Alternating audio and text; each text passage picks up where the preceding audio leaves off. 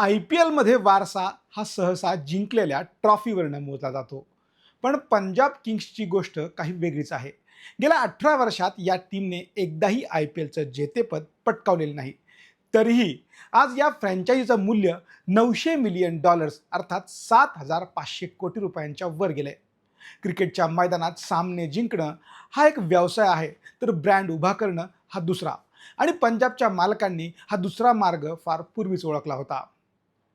Dividend देणारी machine. 2008 मध्ये मोहित बर्मन, नेस वाडिया आणि प्रीती झिंटा यांनी मिळून $76 मिलियन मध्ये ही टीम विकत घेतली. इतर टीम्स जिथे विजयासाठी पैसा खर्च करत होत्या, तिथे पंजाबने आपला नफा घरी नेण्यावर भर दिला. BCCIच्या ब्रॉडकास्ट राईट्समधून मिळणाऱ्या करोडो रुपयांच्या वाट्यातनं पंजाबने दरवर्षी आपल्या भागधारकांना लाभांश दिला.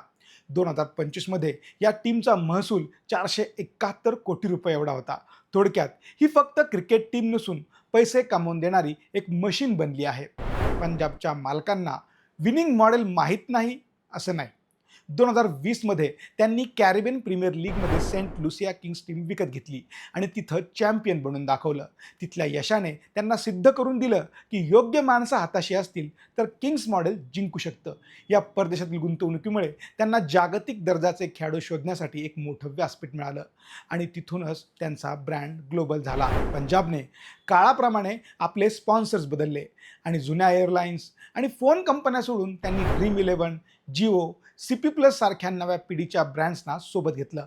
2025 मध्ये जेव्हा सरकारने रिअल मनी गेमिंग जाहिरातीवर बंदी घातली, तेव्हा अनेक मोठ्या टीम्सचे स्पॉन्सर्स एका रात्रीत गायब झाले. पण पंजाबने काही महिन्यातच एका सिक्युरिटी टेक्नॉलॉजी कंपनीशी मोठी डील केली.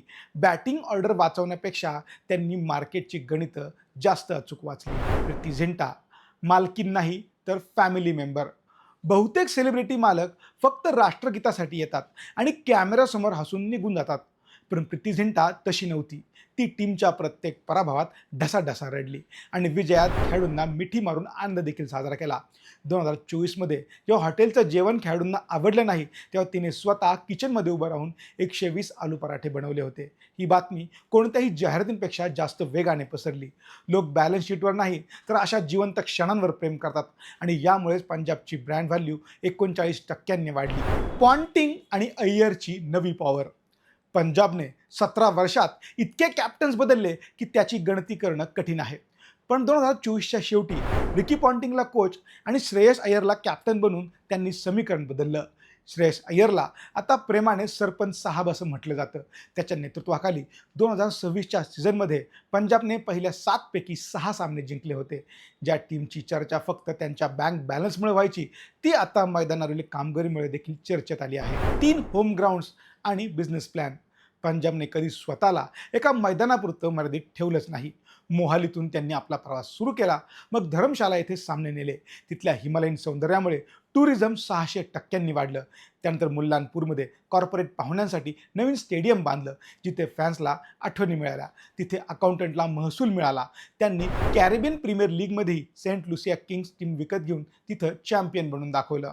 पंजाब किंग्स आपल्याला काय शिकवते की आधुनिक खेळात ट्रॉफी हा एक बोनस आहे, पण टिकून राहणं हा खरा विजय आहे. त्यांनी हे साम्राज्य भावनांवर, घरच्या जेवणावर आणि खेळाडूंशी असलेल्या वैयक्तिक नात्यांवर उभं केलं आहे. 18 वर्षांच्या नफ्यानंतर आता ही टीम अखेर विकेट्स आणि रन्सच्या बाबतीतही किंग बनू लागली आहे. तुम्हाला काय वाटतं याबद्दल आम्हाला कॉमेंट करून नक्की सांगा.